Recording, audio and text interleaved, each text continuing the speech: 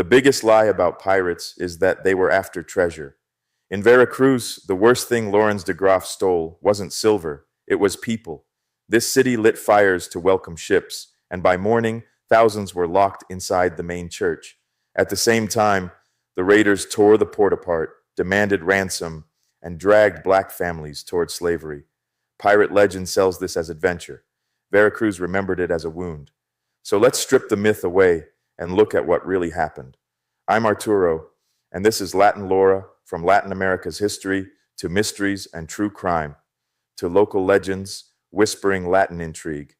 Hit subscribe, fresh revelations drop every week, ready for your next campfire debate. A city lights fires to welcome ships, and before dawn, those same fires have guided its killers home. That is Veracruz on the Gulf of Mexico, on the night between May 17th and May 18th, 1683. The real question is not whether Lawrence de Graaf was brave. Plenty of wolves are brave. The question is how one of Spain's great Atlantic doors became, in a single night, a locked house full of praying, pleading, half-dressed people. To understand the nightmare, you have to see the place before the scream. Veracruz was not some forgotten dock waiting to be plucked. It was one of the great gates of New Spain, the humid threshold through which silver, orders, cloth, wine, grain, news, rumor, soldiers, priests, and disease all passed. The port was never rich in comfort, but it was rich in consequence. Hurt Veracruz, and you did not merely wound a city. You embarrassed an empire in public. And Veracruz lived with that fear every season. The sea fed it, but the sea also watched it. The city's defenses depended on walls, on bulwarks, on San Juan de Ulua facing the harbor, and increasingly on free black and mulatto militia companies who did the hard work of standing guard where Spain's workforce ran thin. This matters because the sack was not a pirate fantasy dropped from nowhere. It struck a place already trained to expect danger and still caught unready. There is another word we need to clear away before we go further: corsair. It sounds almost elegant, almost legal, as if a stamped paper and a governor's favor could wash blood from a deck. In the 17th century Caribbean, that word often meant a raider useful to one empire and monstrous to another. To Spain, men like Lawrence de Graaf were pirates. To French colonial officials, they could be useful weapons. To the people inside a looted house, the distinction meant nothing. De Graaf, feared in Spanish waters as Lorencillo, came from the Dutch world and moved through the French Caribbean like a man who understood a simple truth. Empires are strongest on maps and weakest on coastlines. By the early 1680s, he had become one of the most formidable captains in the buccaneer world, famous for seamanship, nerve, and ruthless discipline. But if you make Veracruz into the legend of one man, the story slips through your fingers. This was never a solo performance. The raid was a coalition, a pack. Alongside de Graaf stood Nicolas van Hoorn, another Dutch adventurer with French ties and a talent for fury, and Michel de Grammont, the French gentleman raider whose name already carried weight in the Caribbean. Between them, they gathered a floating underworld of captains, gunners, pilots, smugglers, drifters, and men who had long since learned that war and crime were cousins in these waters. Veracruz would suffer all three names, not just one. The coalition did not form out of thin air. De Graaf had already humiliated Spain by taking a payroll ship and seizing silver meant for garrisons in Puerto Rico and Santo Domingo. Van Hoorn had his own grievance after Spanish authorities seized part of his human cargo and goods. Grammont brought reputation and men. In early spring, on a Central American shore, the captains and their followers met, argued, measured one another, and finally agreed on a target so audacious it sounded like drunken blasphemy: Veracruz. That matters because the city did not fall into chaos. It fell to planning. The raiders gathered ships, shifted men, moved around the Yucatan before word could outrun them, and approached the Gulf Coast with the patience of hunters. Some accounts emphasize captured Spanish-built vessels at the front to complete the disguise. Others focus more on the look of ordinary traffic from a distance. The details differ around the edges. The center holds. Veracruz was deceived before it was assaulted. Now come closer. It is the afternoon of May 17th, 1683. From San Juan de Ulua, soldiers watch two vessels approaching the harbor. Nothing in their movement seems strange enough to rip the city open with alarm. There is no patrol ship ready to test them. So the men watching do what ports do when routine still feels more believable than catastrophe. They say the ships must be expected arrivals from Caracas. They send men to light the guide fires. That image should stay with you. A city making light for its own destroyers. By 5 o'clock, it seems too late for the vessels to dock, so the watchers settle into the comforting lie that everything can wait until morning. But night is already working against them. South of the city, near the river of Bergara, the two ships meet the rest of the raiding force. More hulls, more boats, more shadows. The disguise has done its job. Veracruz has mistaken the costume of commerce for the arrival of safety. Out of those waiting vessels come between 800 and 1,000 armed men, depending on which witness you trust. The exact number matters less than the shape of them. This was not one neat nation under one clean flag.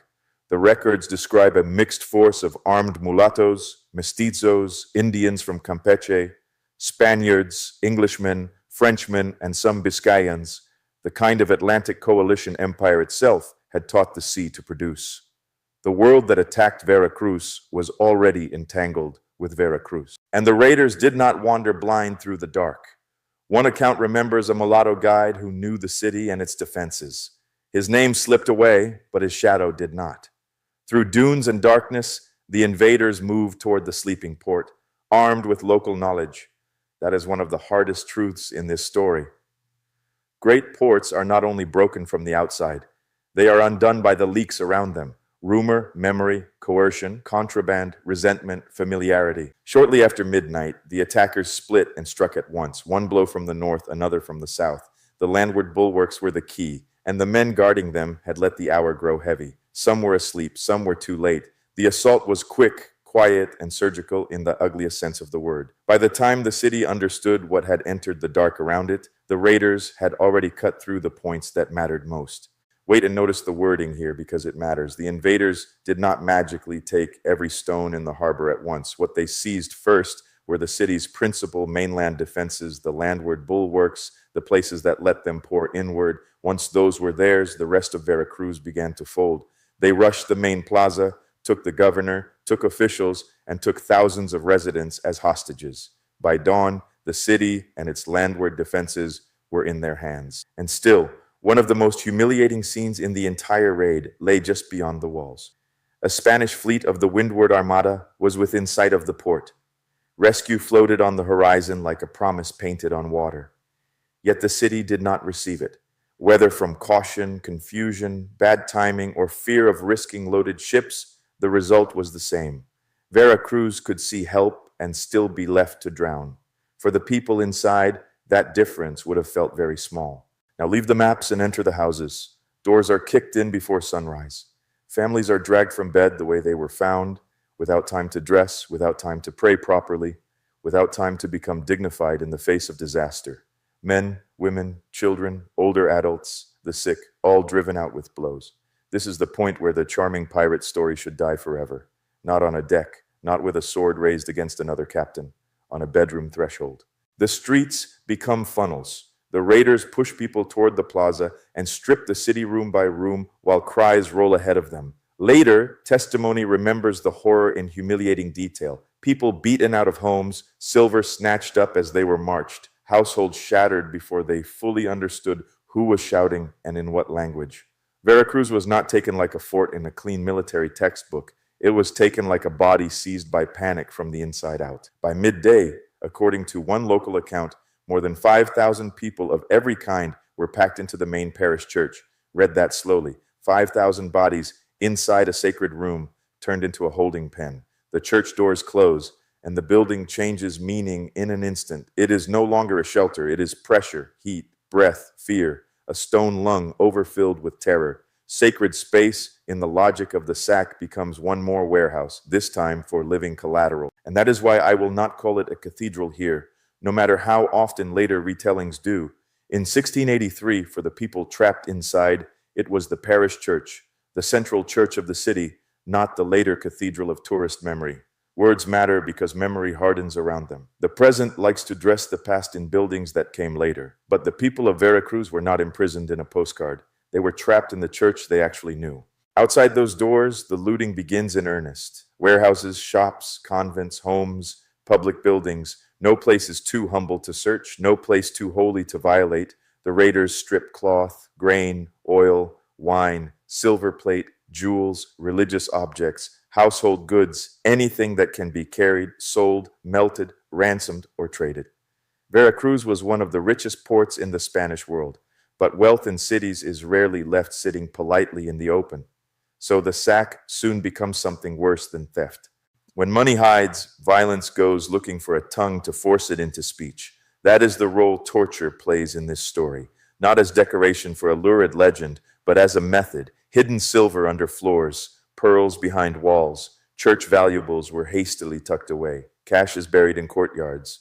To reach these things, the raiders beat, threatened, and coerced prisoners into revealing what fear had already concealed. The records argue over details, but on this point, they stand together. Cruelty was part of the business plan. One grim tradition says the invaders even threatened to burn the packed church itself if fresh ransom did not arrive.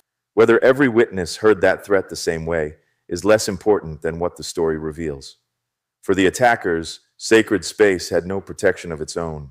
The church was a bargaining platform, a vault of human collateral, a place whose holiness could be turned into leverage. Once again, the legal language of corsaring falls apart the moment you stand beside the locked doors. Somewhere in this chaos, even power loses its costume. The governor cannot protect the city by title alone. Clergy are hostages. Officials are bargaining pieces. A port that once moved the empire's wealth now watches its own veins opened under the knife. The land keeps receipts for moments like this. It remembers how quickly the proud language of authority changes into the animal language of hiding, pleading, buying time, and hoping someone outside the walls still knows your name. Then the alarm breaks inland. Riders tear up the royal road, carrying word that Veracruz has fallen, that ransom is being demanded, that the city is being gutted while warships watch from the water. Troops are summoned from the interior, from towns and cities that suddenly understand a terrifying new possibility. If a blow like this can land on the coast and go unanswered, then the coast is not a frontier anymore. It is a wound that can open the road toward the mainland. This is another part of the story people often rush past. The sack of Veracruz was not only a raid, it was a revelation of defensive weakness. It showed New Spain that coastal disaster could spill inward, that maritime failure was not something to shrug off as a distant port problem, and it exposed how essential local and free-colored militias had become in a world where royal power liked to boast from paper, but often arrived too slowly in boots. Veracruz had been warning Spain with its very geography. For 4 days, the raiders held the city itself.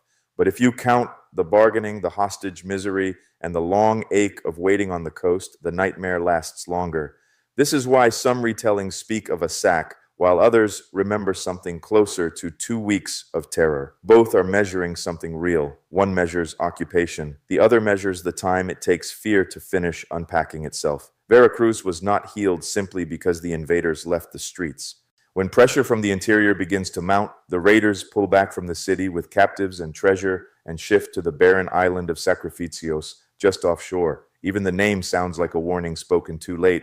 From there, they could load plunder, receive ransom, and hold hostages beyond easy rescue. Think about the cruelty of that geography. Not far enough to disappear, just far enough to remain visible and untouchable. A family in Veracruz could imagine a loved one alive across the water and still do nothing. On Sacrificios, the hostages continued to suffer. Hunger, thirst, crowding, despair. Some died while waiting for ransom. The island became a pen where human value was measured by negotiation, not mercy. The upper hostages mattered for money and prestige. Others mattered only as labor, bodies, or proof of victory. This is why the story keeps darkening even after the city itself is no longer under direct occupation. The violence simply changes rooms. It moves from streets and churches to boats, beaches, and bargaining tables. And here, on that island, comes the scene later storytellers love because it looks cinematic from a safe distance. The quarrel between de Graaf and Van Hoorn. But before the duel dresses itself in romance, remember the backdrop: starving captives, ransom delays, loaded ships, a city still gasping on the coast. Historical sources disagree about the exact trigger. Some point to a dispute over the division of spoils. Others debated whether to attack the Spanish fleet. Another grim tradition says Van Hoorn wanted to send severed heads ashore. That last version is famous for a reason. It gives de Graaf a chance to look, by comparison, almost civilized. Van Hoorn, enraged by the delay, wants blood. De Graaf stops him. Swords come out. But even if that version is close to the truth, do not be fooled by the neat moral contrast. A man can prevent one cruelty and remain a central engineer of a larger cruelty. In operations like this, restraint is often not mercy, it is accounting. A live hostage can still be ransomed. The duel itself is widely remembered. Steel on a beach, pride against pride. Van Hoorn is wounded in the wrist. The wound seems small, then the sea and the century do what they always do with small wounds. It festers, it turns, it kills. Within days or roughly a fortnight, depending on the telling, Van Hoorn is dead of infection. The man who helped break Veracruz survives the city, but not the aftermath. It is the ending tavern's love because it sounds like justice. But Veracruz had no reason to celebrate that death. One wolf falling out with another does not restore a city. The people in the church were still prisoners. The people on the island were still bargaining chips. The black residents being selected for deportation did not suddenly become free because one captain's hand went bad. So let us be careful here. If de Graaf opposed Van Hoorn in that moment, he did so from within the machinery of the sack, not from outside it. As for the loot, it was enormous, though every neat total should be treated with suspicion. The records speak of millions in specie, jewels, pearls, silverware, church valuables, grain, oil, wine, textiles, household goods, and ransom money, enough to make the raid one of the richest in buccaneer memory, enough to guarantee exaggeration, enough to make lesser writers treat the catastrophe like an accounting exercise. But the money, for all its glitter, is not the core of the story. The core is what had to be done to extract it, because the worst crime came at the end. Not the first assault, not the looting, not even the torture. The worst crime was the selection. As the raiders prepared to leave, they seized the black population of Veracruz on a massive scale, enslaved and free alike, and carried them away into the expanding slave markets of the Caribbean and the English mainland. This was not a random afterthought. It was profitable.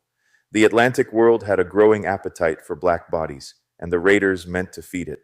Older accounts speak in rougher, horrified numbers, more than 1,000, perhaps more, perhaps all the slaves of the city. Newer research sharpens the wound with a harder figure. At least 1,463 people were kidnapped in Veracruz, including the entire population of African descent.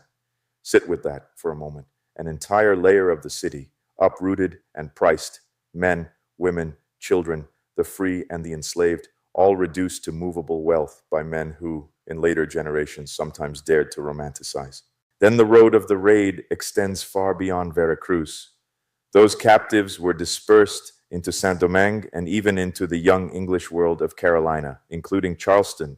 So when people tell you pirates were rebels against the empire, ask them to look again. These men were not outside the Atlantic system. They were feeding one of its hungriest machines. They did not break the empire's logic. They accelerated it. Silver, ransom, and enslaved people moved together because profit did not care which cargo cried louder in the dark. This is why the sack matters so much. It was not just a blow against Spanish prestige. It was an Atlantic kidnapping. It tied Veracruz to Saint-Domingue and South Carolina through forced migration, through sale, through family rupture, through the kind of violence that keeps working long after the muskets go quiet. A raid on a Mexican port becomes part of the history of Haiti and the future United States. The sea made those worlds touch, and it did not ask for permission before joining them. Back in Veracruz, the city paid for that disappearance in silence as much as in blood. Contemporary and later accounts suggest that close to a quarter of the port's population was gone after the raid.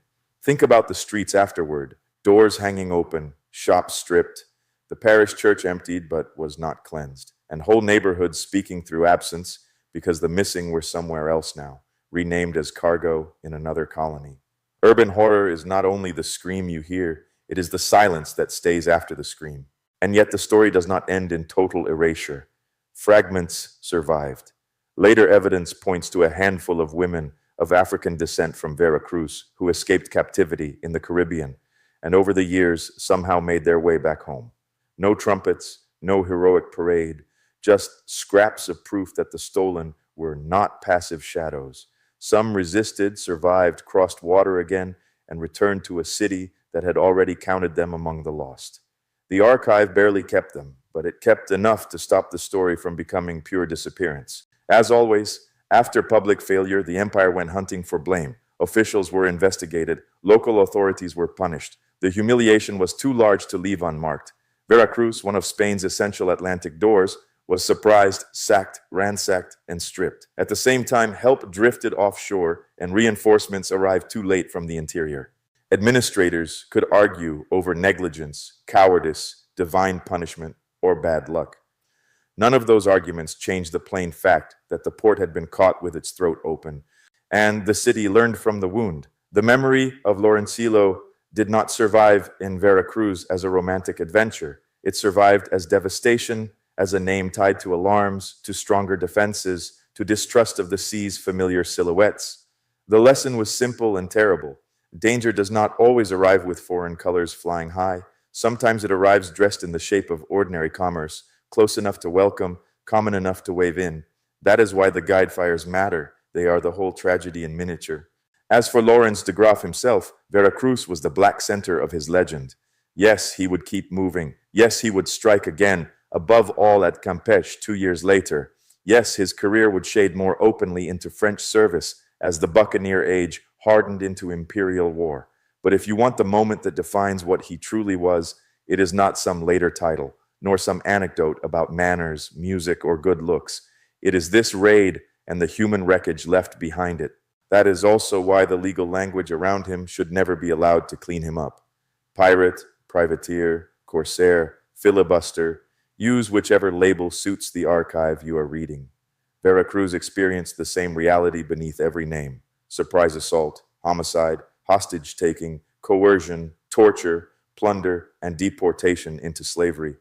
The paperwork around maritime violence mattered to governors and diplomats. It did not matter to the people shoved through church doors or loaded onto ships because their skin had resale value in another colony. So let us kill, gently but firmly, the fantasy of the charming pirate captain. Later admirers love to polish these men with elegance, discipline, even a kind of rough nobility, but the city's memory keeps interrupting that costume. It remembers people driven out naked into the streets. It remembers the parish church swollen with fear. It remembers starvation on Sacrificios. It remembers black residents taken in chains to markets they had never seen. Put against those images, the pirate myth rots in your hands. And there's another lazy version of this story that deserves to be buried. It says Veracruz fell because monsters came from nowhere. No, the raiders came from a world the city already knew too well. Contraband routes, false papers, imperial rivalry, slave markets, coastal informants, governors who used violent men when it suited them, and defenses stretched thin across too much water. The attack was shocking, yes, but it was not supernatural. It was the logical flowering of a brutal Atlantic system finally blooming inside the walls. That is what makes the Sack of Veracruz a hinge event of the late Buccaneer age. It showed that a major Spanish-American port could still be cracked open by mobile multinational raiders operating from the French Caribbean orbit. It humiliated the Spanish defensive order. It forced New Spain to rethink coastal warfare and its inland response. And it exposed the lie that pirate violence sat outside the empire. In truth, the empire had helped raise the sea creatures it later pretended to be shocked by. So return with me to the opening image, the guide fires. A city sends light into the dark because it thinks home is approaching. Instead, it welcomes a coalition of hunger, calculation, vengeance, and market logic. By dawn, the fires have taken on a different meaning. They no longer belong to hospitality. They belong to betrayal. That may be the deepest wound of all. Veracruz did not merely lose silver. It lost the right to trust the ordinary shape of a ship approaching in the evening. And that is why the raid still grips the throat more than 3 centuries later. Not because it gives us a colorful villain with a good nickname, but because it shows how quickly civilization can become inventory. A port becomes a hostage. A church becomes a prison. A human neighborhood becomes cargo. If you want the cleanest verdict on Lawrence de Graaf, here it is. He was not a rogue hero of the sea. He was one of the men who turned Veracruz into a market of fear. Tell me which image stays with you most. The fires on the coast, the locked church packed with bodies, the barren island of Sacrificios, or the streets after a quarter of the city had been torn away. Because that is where the real story lives. Not in pirate legend, but in what the city remembered when the ships were gone. And maybe that is the final curse of Veracruz. The sea left, but the absences never did. Thanks for trekking the hidden trails of Latin America with me. If tonight's story unsettled you, subscribe and ring the bell because Latin America's most intriguing stories are far from over.